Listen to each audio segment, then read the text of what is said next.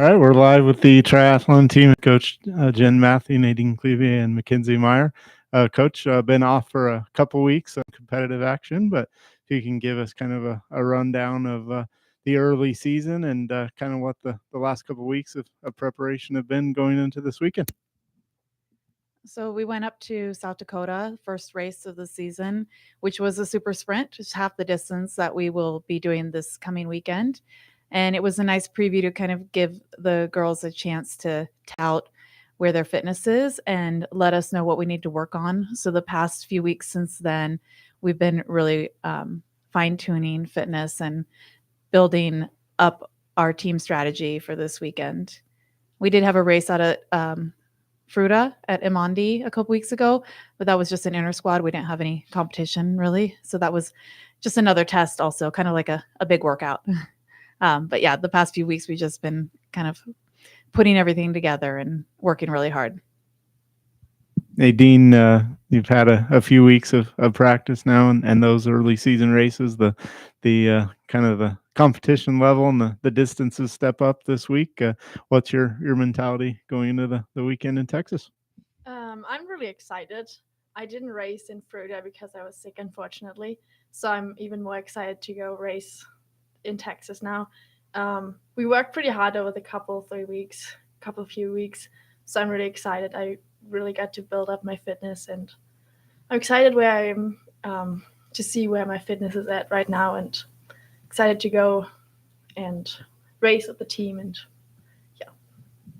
Mackenzie, a freshman on the squad, a few new faces. How has the adjustment to college and college triathlon been going for you, and kind of what's your thought process going into the weekend as well? It's been really fun so far. I love the campus and the facility, and the team has been awesome and really supportive, and we worked really hard. For this weekend, I'm so excited. It's exciting doing like my first actual real sprint race of the season and just having a lot of competition, and I'm excited to see where I'll be.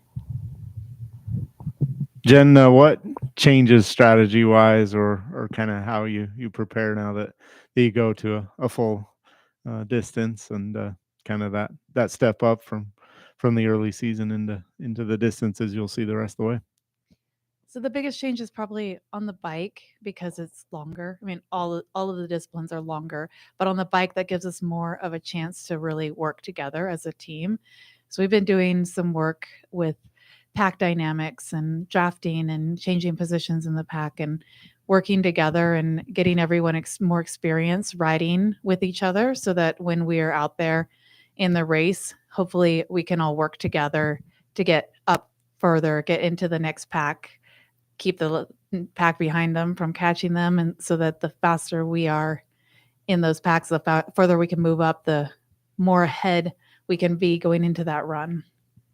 This weekend, a little of a unique format with the individual race and then later in the day, a team relay. So for our athletes, one, what's the difficulty level of doing two races in a day, and then kind of what changes psychologically, if you will, having teammates and being part of a relay?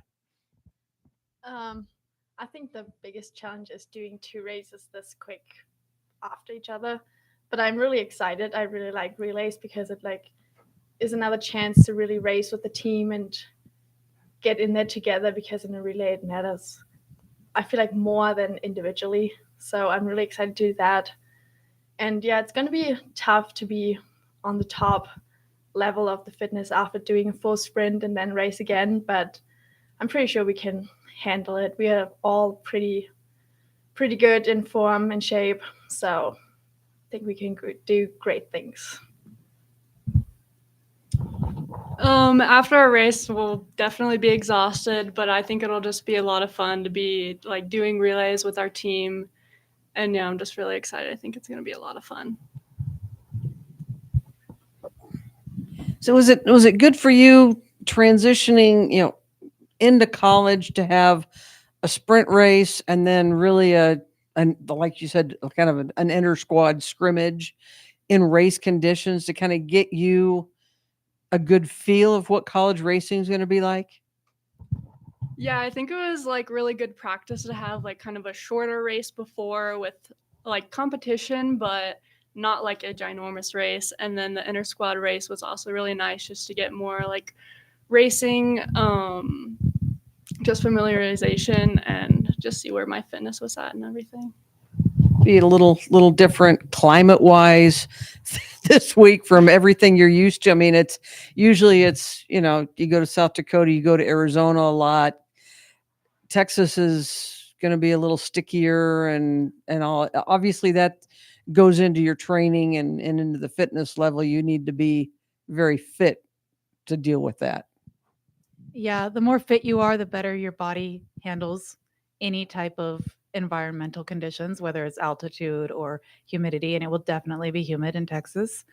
But we actually just did some sweat testing in the lab last week to find out exactly how much sweat they're losing in an hour and how much salt and other electrolytes they're losing in that sweat. So we can use this race to really practice using that information and make sure that the girls are as prepared as possible for the conditions. How big of a difference does it make to have that performance lab for you guys, especially? I mean, going 3 different disciplines in one event, you need to know what your body's doing. How much do you get out of the performance lab that you can kind of take with you into a race? I think it gives us a lot of opportunity, especially with the sweat test. We know what to take in front of the race and during the race and the week before, just to be perfectly hydrated and ready to be at the top performance. And then we also do some like threshold tests and just to see where on the bike, for example, where we are at and what we can actually do over extended period of time. So I think it's a really good opportunity for us to maximize our outcome on the bike, run, swim, sweat, whatever. So I was hoping to just hear a little bit more about the sweat testing. Like, what are you looking for? And, once you see those results, how do you respond to them to, get these, to get everyone in competing shape? So the sweat test is limited a little bit because we did it at a certain temperature and humidity. And so we got these numbers and we know at 72 degrees and 44% humidity, they're going to lose this much sweat each hour and this much salt in that sweat. So it's limited in that it's only specific to those exact conditions, but we can make some educated guesses as to if it is 80 degrees and 80% humidity, it's obviously going to be more than that. But there's some smart people that can tell us exactly how much more that will be. And then question for the table, just what generally, what tends to be, I don't want to say necessarily a roadblock, but kind of like that of what it takes to get, get kids ready to compete at the college level. Is it endurance training? Is it the psychological effect? What is like tends to be like the area of emphasis? Sure. I think it's a mix of everything. I think you have to be at a good endurance level, but you also have to be fast. For example, in the super sprints, you have to be quick and fast. So I really think it's like a good mix of everything. Obviously, the team dynamics and everything helps a lot. I know I have a lot of fun with the team, so that helps for sure to like get on a better level and just work out together and get better together.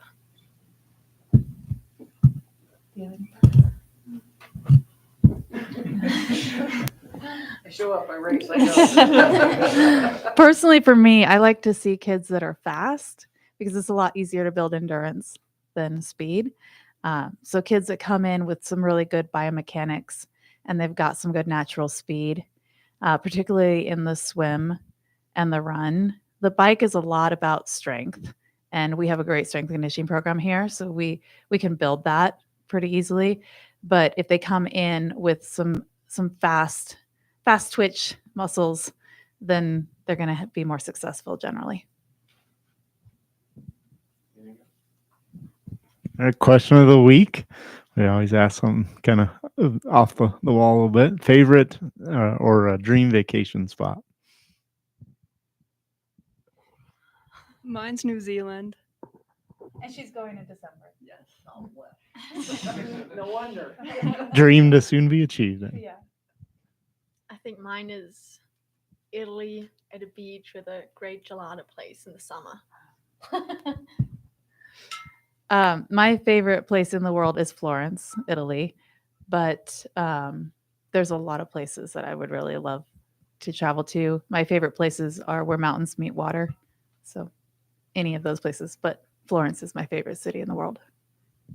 All right. Thank you and good luck this week.